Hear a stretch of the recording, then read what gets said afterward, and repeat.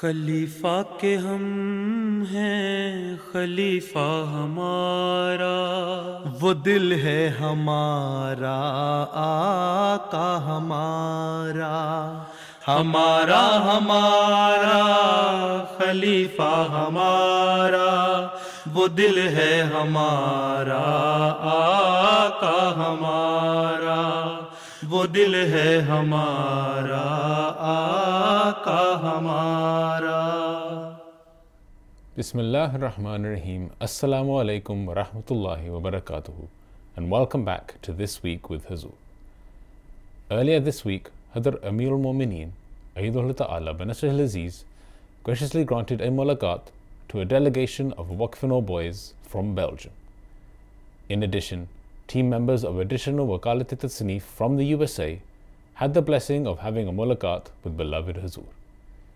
We begin with Sunday's mulaqat, where Hadrat Khalifatul Masih Ayyadullah Ta'ala bin-Nasr al-Aziz graciously granted a mulaqat to Waqf-e-Nau boys from Belgium. On the 31st of May, Waqf-e-Nau from Belgium had the blessing of having a mulaqat with Hazrat Khalifatul Masih V Ayyadullah Ta'ala bin-Nasr al-Aziz. The Waqf-e-Nau had travelled especially for the mulaqat which took place in Islamabad. During the mulaqat, they all had the opportunity to introduce themselves. پھر کیا بننا ہے تم نے؟ ایک جج بننا چاہتا جج بننا ہے، بیٹھ جاؤ، اچھی بات ہے۔ اچھا، پھر انصاف کرنا، جی لوگوں کے حق میں صحیح فیصلے کرنا ہے۔ جی میرا نام رانا سفیر علی ہے اور میں ایک سیاستدان بننا چاہتا ہوں۔ اچھا، جھوٹ نہ بولنا، سیاستدان تم بن جاؤ شک۔ جی سیاستدان جھوٹ بڑا بولتے ہیں، سچ کے خاطر لڑنا ہے اور ہر ایک کو سچائی کا پیغام دینا ہے، ٹھیک ہے؟ پھر تو تم سیاستدان بن جاؤ۔ اس سے بہتر ہے تم جو گورنمنٹ سروس ہے نا، بیوروکریسی، اس میں جاؤ۔ پولیٹکس میں بعد میں آپ ہی آ جاؤ۔ پولیٹیشنس کو کنٹرول کرنے کے لیے بہتر ہے کہ سول سروس جو ہوتی ہے نا، گورنمنٹ سروس مسلم منسٹریز کی، اس کے لیے پڑھائی کرنے کی کوشش کرو، اس کا امتحان دو، ٹھیک ہے؟ جزاک اللہ۔ During the mulaqat, the Waqf-e-Nau were also able to ask questions on a range of religious and contemporary topics. کہ سائنٹسٹ بن کے جماعت کی کیسے خدمت کی جا سکتی ہے۔ سائنٹسٹ بنو، پھر اچھی کوئی ایسی چیز ایجاد کرو جس سے جماعت کو بھی فائدہ ہو، دنیا کو بھی فائدہ ہو۔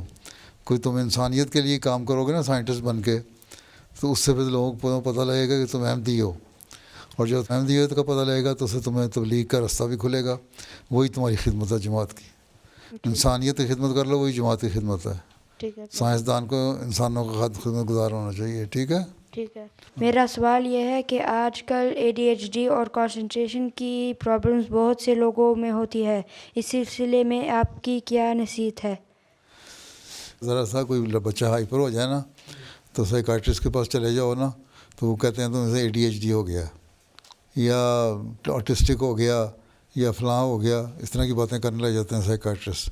نارمل بچے ہوتے ہیں، ایکٹیو بھی ہوتے ہیں، اس لیے بچوں کو نارمل اسکولوں میں داخل کرانا چاہیے اور ان کو پڑھنے کا موقع دینا چاہیے ماں باپ کو، اور تمہیں فکر نہیں کرنی چاہیے۔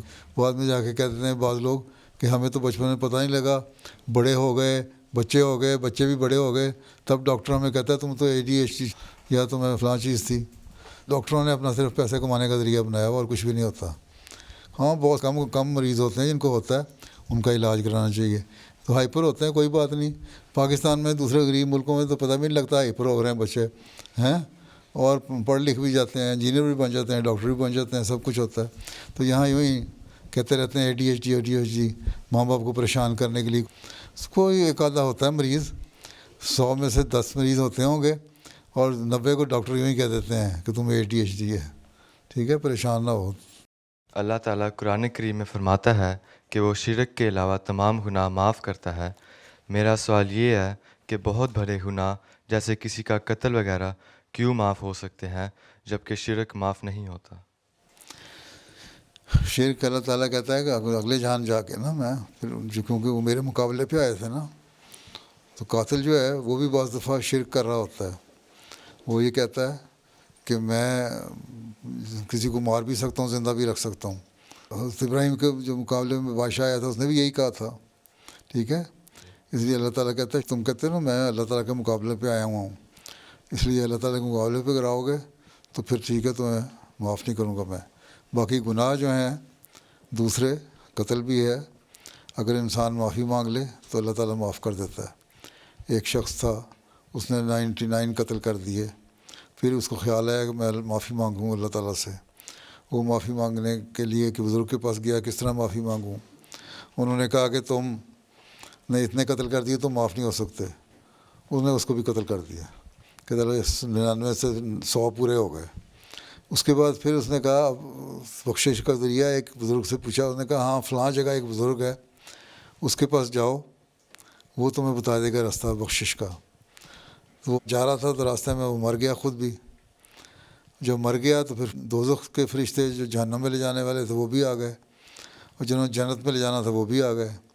انہوں نے آپس میں بحث شروع کر دی. جنت والا کہہ رہا تھا کیونکہ یہ نیکی کرنے کی طرف جا رہا تھا، اپنے گناہ معاف کرنے کی سوچ رکھتا تھا، اللہ تعالیٰ کا خوف اس کے دل میں پیدا ہوا، اس لیے میں اس کو جنت میں لے کے جاؤں گا. دوزخ والا کہتا نہیں، اس نے 100 قتل کر دیے ہیں، اس کو میں دوزخ میں لے کے جاؤں گا. اگر فیصلہ ہوا کہ فاصلہ ناپا جائے، جب فاصلے ناپے لگے کہ جنت کی طرف زیادہ قریب ہے یا دوزخ کی طرف، تو اللہ تعالیٰ نے ایسے حکمت کی کہ جو فیصلہ اس نے طے کر لیا تھا نا اللہ کے معافی کی طرف آنے کا، وہ فاصلہ جو تھا وہ قریب تھا زیادہ معافی کا. تو فیصلہ ہوا کہ وہ جنت میں چلا جائے گا. تو اللہ تعالیٰ کہتا ہے اگر تم معافی مانگ رہے ہو قتل کرنے کے بعد تو میں تمہیں معاف کر دوں گا. لیکن شرک کرنے والا جو ہے وہ آخر وقت تک مشرک ہی رہتا ہے. لیکن اگر ایک ایسا شخص جو آخری وقت میں مشرک بھی ہو معافی مانگ لے تو اللہ تعالیٰ اس کو بھی معاف کر دیتا ہے. لیکن سزا اگر کسی کو دینی ہے تو اللہ تعالیٰ تھوڑی بہت سزا تو ہر ایک کو دیتا ہے. اگر کوئی معافی نہیں بھی مانگتا لیکن اس نے کوئی نیکیاں بھی اگر کی ہوئی ہیں تو پھر اللہ تعالیٰ ان نیکیوں کا اجر بھی دیتا ہے اور اس کے گناہوں کا وزن کم کر دیتا ہے. بہرحال قاتل اگر معافی نہیں مانگ رہا تو اللہ تعالیٰ اس کو بھی سزا دے گا. اگر وہ معافی مانگ رہا ہے تو اللہ تعالیٰ رحمان بھی ہے، اللہ تعالیٰ کی صفت رحمانیت بھی ہے نا، جب معاف کرنے والا بھی ہے. تو جو معاف کرنے والا بھی ہے، رحمانیت کی جذبہ بھی ہے، تو اللہ تعالیٰ اس صفت کو استعمال کرتا ہے اور ان کو معاف کر دیتا ہے. اور جو بالکل قاتل ہے، ظلم کرنے والے ہیں، ان کو اللہ تعالیٰ معاف نہیں کرتا. ویسے تو ایک وقت میں ایسا آئے گا، آنسر نے فرمایا کہ یا اللہ تعالیٰ نے فرمایا کہ جہنم خالی ہو جائے گی، سارے لوگ ہی جنت میں چلے جائیں گے. ٹھیک ہے، سب سزائیں بھگت کے نا تھوڑی تھوڑی، جس طرح ہسپتال میں جاتے ہیں علاج کراتے ہیں نا، مریضوں کا علاج ہوتا ہے جو ٹھیک ہوتا ہے تو ہسپتال سے فارغ ہو جاتا ہے، اس طرح ہی جنت میں چلے جائیں گے لوگ جہنم سے فارغ ہو کے اپنے سزائیں بھگت کے، جیل کاٹ کے. ٹھیک. حضرت مسلم اور رضی اللہ تعالیٰ عنہ نے فرمایا کہ ایک وقت آئے گا جب دنیا ایک نئے نظام کو تلاش کرے گی، تو اس وقت جماعت احمدیہ دنیا کو نظام نو دے گی. آج کل دنیا کے حالات سے لگ رہا ہے کہ دنیا ایک عالمی جنگ کی طرف جا رہی ہے. پیارے حضور، میرا سوال ہے کہ کیا یہ ممکن ہے کہ اگر یہ جنگ ہوئی تو اس کے بعد نظام نو قائم ہو؟ یہ تو میں عرصے سے کہہ رہا ہوں جماعت کو کہ جب جنگ ہوگی اور دنیا میں ایک تباہی آئے گی، اس کے بعد لوگ پوچھیں گے، پتہ کریں گے. اس لیے اس سے پہلے تم لوگوں کو تعارف کرانا شروع کر دو کہ جماعت احمدیہ اور اسلام کی تعلیم کیا ہے. ٹھیک ہے، اور اسلام کی تعلیم سے ہی تم لوگوں کی دنیا میں بچت ہے اور دنیا میں اسی نظام سے فائدہ ہوگا. اس لیے تم لوگ اللہ تعالیٰ کی طرف آؤ. جب لوگ اللہ تعالیٰ کی طرف آئیں گے اور جماعت احمدیہ نظام پیش کرے گی وہ ہوگا. میں نے 1-2 دفعہ تقریروں میں بھی یہی کہا ہوا ہے کہ آپ لوگوں نے سوشلزم بھی دیکھ لیا، کمیونزم بھی دیکھ لیا، کیپٹلزم بھی دیکھ لیا، لیکن ہر جگہ فساد ہی نظر آتا ہے. جو اسلام کا صحیح نظام ہے اب اس کو بھی اختیار کر کے دیکھو تو تمہیں پتہ لگے کہ اسلام کا صحیح نظام ضمانت دیتا ہے غریبوں کی بہتری کا بھی اور یتیموں کی بہتری کا بھی اور بیواؤں کی بہتری کا بھی اور دنیا کی معاشی حالت کا بھی.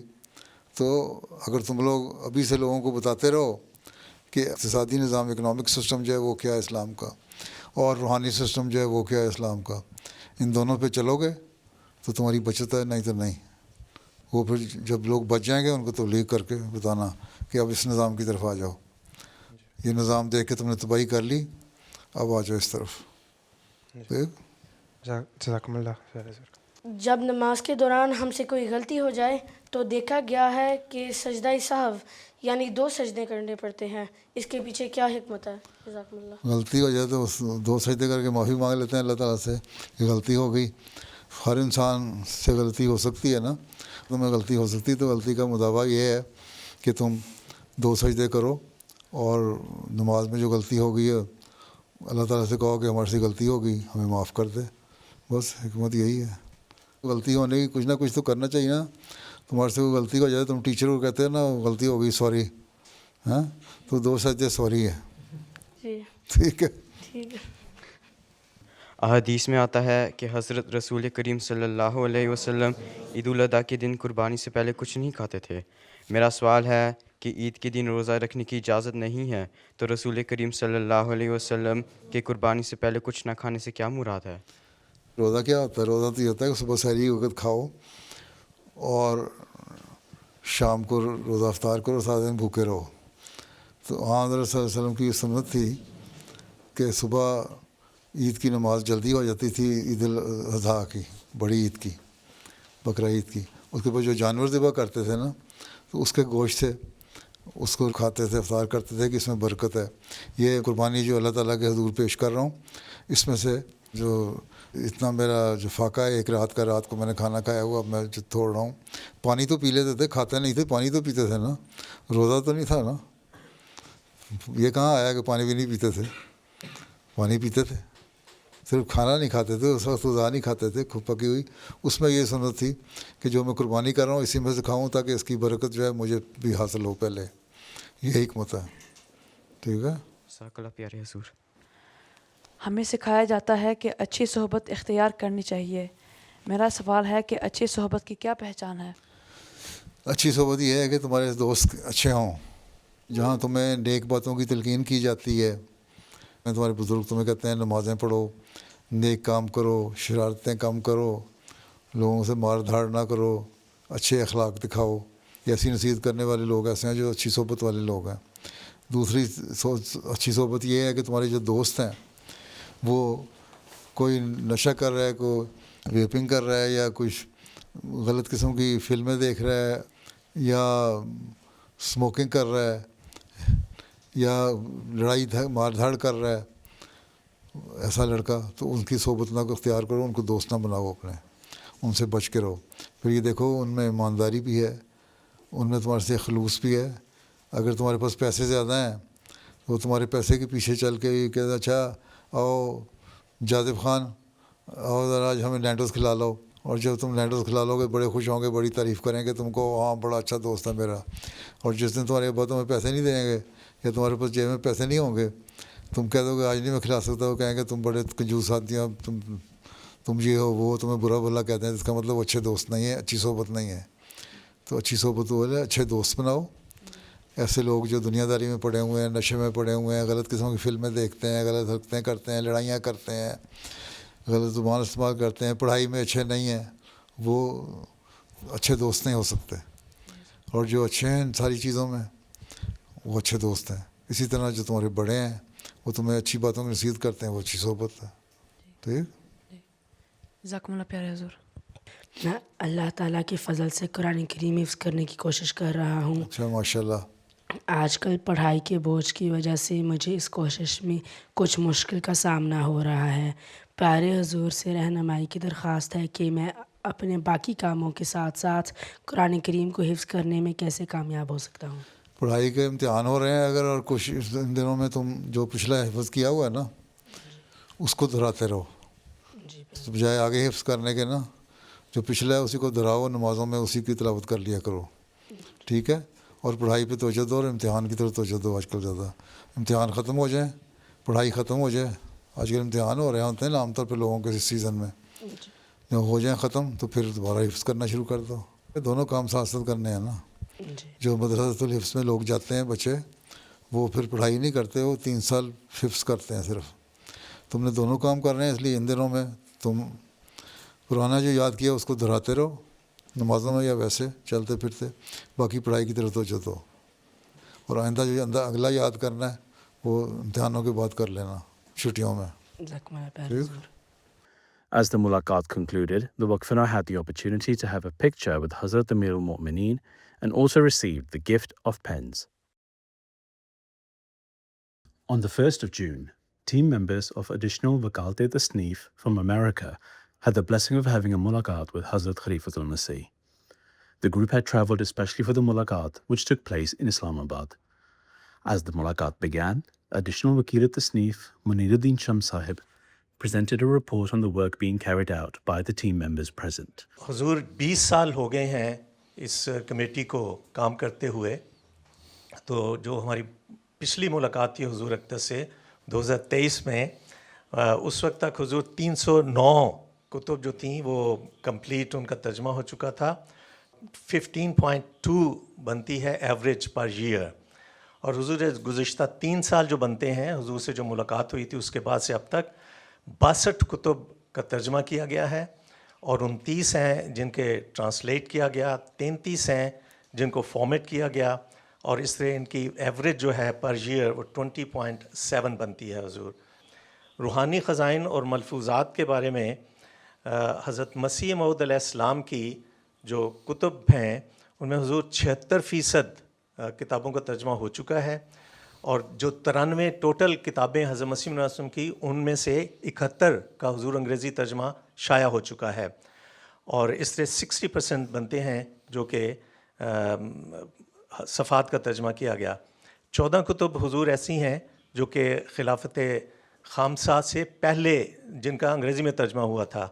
حضور اللہ تعالیٰ کے فضل و کرم سے جو حضور کے خلافت میں جو ترجمہ کیا گیا ہے کتب کا وہ 57 ہیں. تو یہ حضور ایک میں سمجھتا ہوں بہت بڑی اچیومنٹ ہے الحمدللہ کہ اس دور خلافت نے 57 بکس کا ترجمہ کیا گیا انگریزی میں، جبکہ اس سے پہلے صرف 14 کتب تھیں جن کا ترجمہ ہو کر شائع کیا گیا تھا. After the report, all attendees had the opportunity to introduce themselves and their work. باقی تو ہو گئی باتیں، آپ کی رپورٹ بھی سن لی، آپ سے باتیں بھی کر لیں، کام کر رہے ہیں، کیے جائیں، اللہ تعالیٰ توفیق دے. اور مزید جو آپ کہتے ہیں کہ 71 کتابیں آپ نے روحانی خزائن میں سے کر لی ہیں، تو باقی بھی مکمل کریں جلدی. جی انشاءاللہ حضور. ٹھیک ہے. جرمنی والوں نے تو سارے روحانی خزائن مکمل کر لیے جرمن زبان میں ہیں، اور اس نے پچھلے 10 سال سے انہوں نے شروع کیا تھا، اور آپ لوگ پچھلے 30 سال سے کر رہے ہیں، ابھی تک 71 تک پہنچے ہیں. آپ ان کی ٹیم بھی آپ سے چھوٹی ہے. جی عربی والوں نے بھی کر لی ہیں مکمل. ٹھیک ہے. جی انگلش رہ گیا پیچھے. جو چیلنج ہے آپ کے لیے. Assalamu alaikum Hazur. As a member of the Tasneef team, in the past 6 months, on average, I have spent about 12 to 18 hours a week on Tasneef, but there have also been weeks where I spent a lot more time. Sometimes, because of deadlines and important Tasneef work, I end up having to put my schoolwork aside for later. Alhamdulillah, I've been able to maintain straight A's, and I am passionate about Tasneef work. My question is, should I finish my day's Tasneef work first before I start my schoolwork, or should I do my schoolwork first? Your first preference should be your studies. First you do your schoolwork, then Tasneef. First preference should be your school. After completing your study, education, when you have some good degree in any of the subjects you want to achieve, then the extra time you can give to Tasneef. Anyway, as a tifl, as a young boy, you can give time to Tasneef, but the first preference should be your studies. You make a chart, a timetable, that on school days, normally here in the West, out of 365 days, only 175 or something days you go to school. The remaining 175 days are free. So you can give some time during those days to your Tasneef work. But when the school is in session, then you should give preference to your school. Okay? جی ٹھیک ہے. جزاک اس وقت ہماری امریکہ کی بچوں کی کتب کی ٹیم 9 عمر بچوں اور نوجوانوں کے لیے کتب تیار کرتی ہے. लेकिन 10 साल से कम उम्र बच्चों के लिए कुतब की कमी है। छोटे बच्चों के लिए कुतब की ठीक है, आप कमी। तैयार करें, आपको इतना जहन दिया हुआ अल्लाह ताला ने, फर्टाइल जहन है माशाल्लाह, तो उसमें आप खुद लिख दिया करें, तैयार करके दो मुझे, अच्छी बात है। तो सिर्फ ट्रांसलेशन करना तो काम नहीं है ना, तस्नीफ़ का मतलब क्या है, इसलिए मतलब ये लिखो भी साथ, सिर्फ ट्रांसलेशन ना करो। तो आप लिख के दें, इंशाल्लाह बच्चों के लिए बनाएं छोटी छोटी किताबें, ठीक है, इंशाल्लाह। जज़ाकल्लाह। चलो फिर। As the mulaqat concluded, the attendees had the opportunity to have pictures with Hazrat Amir al-Mu'mineen and also received the gift of pens. Those are some highlights from just some of beloved Hazur's activities over the past week. We now end with our final segment, the Friday Sermon Summary. In today's Friday sermon, Hazur, may Allah be his helper, spoke regarding the promised Messiah ﷺ's exemplary following of the Holy Prophet ﷺ's model of humility. Hazur, may Allah be his helper, narrated an incident of Hazrat Mufti Muhammad Sadiq Raziyallahu Ta'ala Anhu, which illustrated the promised Messiah ﷺ's humility. Hazrat Mufti Muhammad Sadiq Sahib कहते हैं کہ مجھے یاد ہے کہ ایک دفعہ میں لاہور سے قادیان آیا ہوا تھا، غالباً 1897 یا 98 کا واقعہ ہوگا۔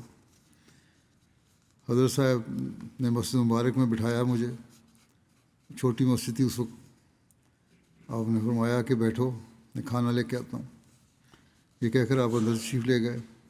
میرا خیال تھا کہ کسی خادم کے ہاتھ کھانا بھیج دیں گے، مگر چند منٹ کے بعد جب کھڑکی کھلی تو میں کیا دیکھتا ہوں کہ اپنے ہاتھ سے ہی سینی یعنی بڑی پلیٹ تھال جو تھا ٹرے میں کھانا لگا کر اٹھائے ہوئے میرے لیے لائے۔ مجھے دیکھ کر فرمایا کہ آپ کھانا کھائیں، میں پانی لاتا ہوں۔ بے اختیار کہتے ہیں رکت سے میرے آنسو نکل آئے کہ جب حضرت ہمارے مقتدا و پیشوا ہو کر ہماری یہ خدمت کرتے ہیں تو ہمیں آپس میں ایک دوسرے کی کس قدر خدمت کرنی چاہیے۔